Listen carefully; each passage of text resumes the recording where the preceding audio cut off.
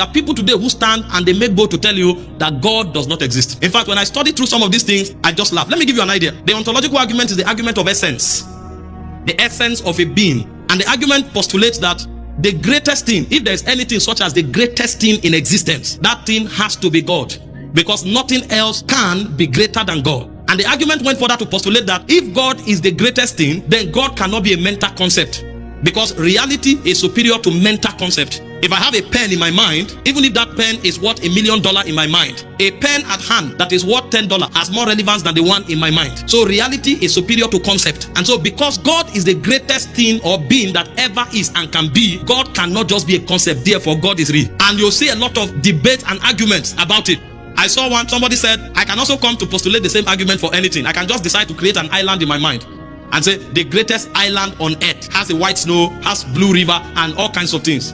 And then you see another counter opinion that if you are talking about an island, you have to compare an island with an island. When we talk about the greatness of God, we are not comparing him with any other thing because there's nothing. So when they fought that argument and they couldn't, they now proceeded to cosmological argument because they are looking for something that is more real, more factual. So let's leave the whole idea of concept. Let's come to reality that we see.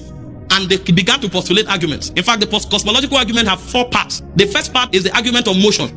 Earth is moving and nothing can move on its own except as there is someone or something that is pushing it. So whatever it is that is pushing earth, that thing has to be God. I'm showing you, Christianity in Africa here, you just come, you say, God can give you food, and everybody say amen. In the Western world, it's not like that. Because they don't need God to eat food. So you have to explain, how you came to believe what you believe is different from how you explain it.